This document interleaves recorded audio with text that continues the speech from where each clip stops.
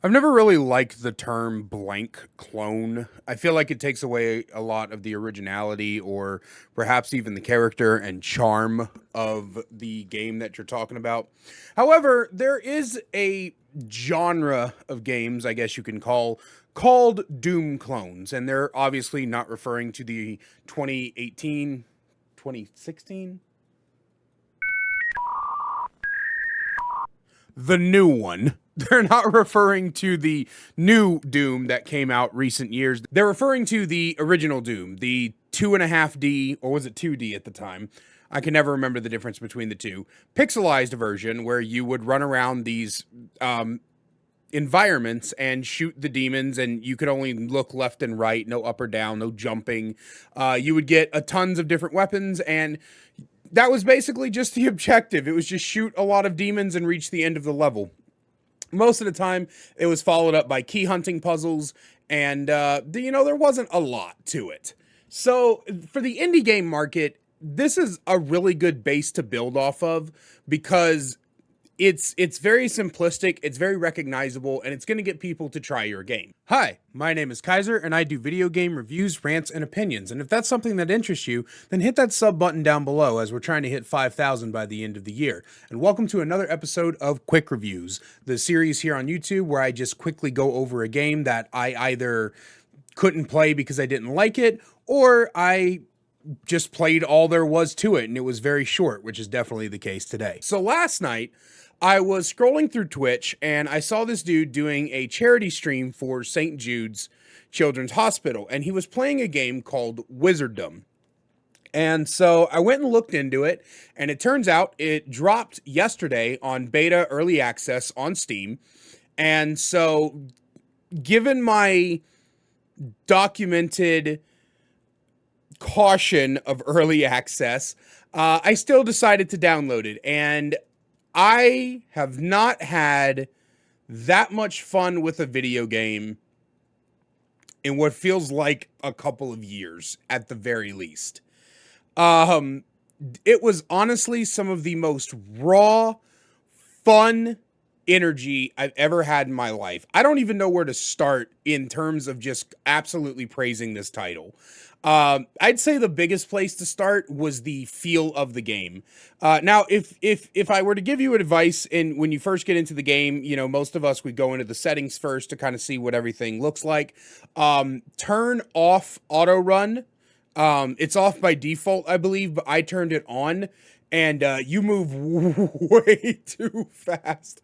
It gets very disorienting when you're running. So I would keep auto run off. That's my biggest advice. But it's just a fun game, man. It's a fun game. Like I said, it's basic. It's very basic. You run around, you kill. There's not demons here. It's goblins and rats. So you run around, you kill goblins and rats. You pick up different weapons as you go. This demo in particular had the mace, which is the melee weapon. It had the fire rings, which it lets you shoot some fireballs, an ice staff, which freezes enemies, and magic orbs, which are essentially like grenades. And that was what was in the demo. There's 2 levels in the demo. We played both of them last night. And it was, like I said, it was really fun. The sound effects were on point. Everything felt really good. If you watched my Code Vein review, then you know that I was not very happy with the way that game felt. Not just like everything disconnected, but I said that everything didn't have any weight to it. Surprisingly, what Code Vein couldn't achieve on a AAA budget, Wizordum could. The developers managed to put in the right amount of sound effects, and everything felt like it had weight to it. When you shot your fireballs, they had weight to it. When you shot your ice, they had weight to it. And so the impact that you were dealing, everything felt like you were actually doing it. Once I figured out the map, how to pull up the map, it was incredibly helpful. The navigation was not that difficult. The map is easy to read, easy to understand. The music is really fun, although my chat said that it got a little bit repetitive, so that's not my personal.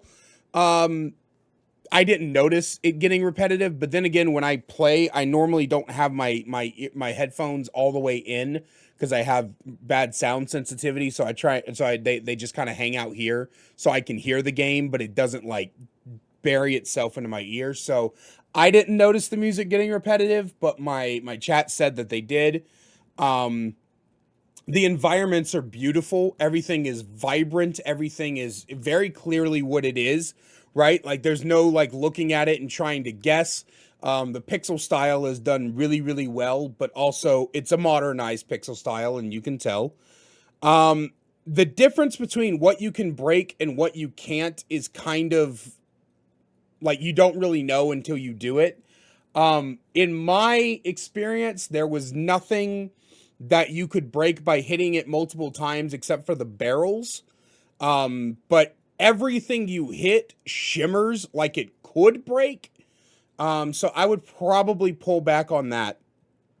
I do have some actual concerns though. Damage feedback is kind of bad. Actually, I'm not even going to sugarcoat it. It's terrible.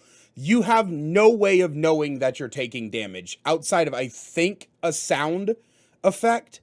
There's no screen shake. There's no like red, like, you know, sometimes when you take damage, there's like red around the screen, like a faint glow or something. The only indication you'll get is your health number going down, and your health number, your health, your armor, and your mana and your consumables are all in the bottom corners, and they're not tiny, but they're small enough to where you're not going to see them during normal gameplay unless you're purposely trying to keep an eye on them.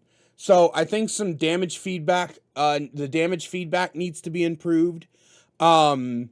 Second, there needs to be a lot more explanations in the game. Like your mace, for example. So this is a really good example. So sometimes I'd notice my mace was glowing, and only through like watching the top right corner and like basically basic deduction, I had to figure out that there are these blue things called excess mana, and when you pick them up, they power up your mace in some sort of way.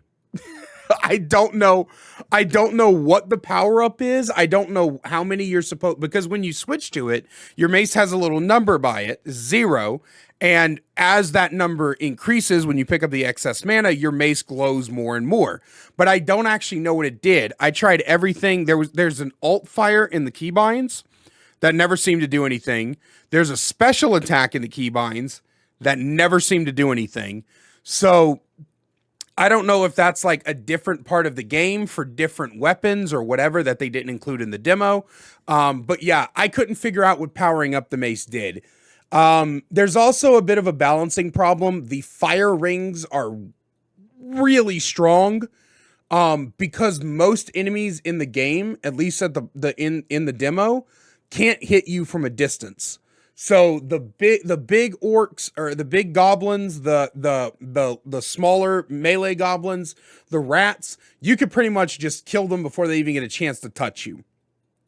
The only ones that would do a lot of damage to me if I knew they were there, like I said, the damage feedback's pretty bad, so you could be getting hit in the back and you wouldn't know it. But if I knew they were there, the only ones that would normally damage me really when I decided to just start using the fireballs all the place was the goblins who shoot fireballs themselves. So the game balance is a little bit off.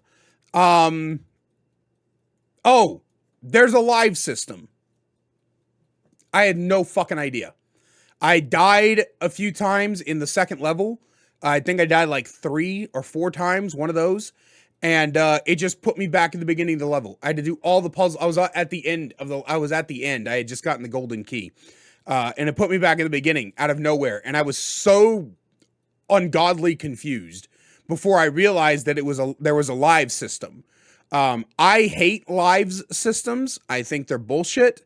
But I didn't see, and chat didn't see, so unless we're stupid, we did not see any indication of a live system. So I think honestly, a tutorial wouldn't go amiss, and a life counter wouldn't go amiss. So all in all, better damage feedback, a tutorial to explain everything, and a life counter are my biggest concerns.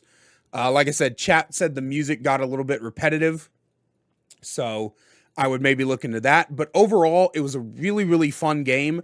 Like I said, most fun I've had with a game in like a year. It was genuinely so much fun.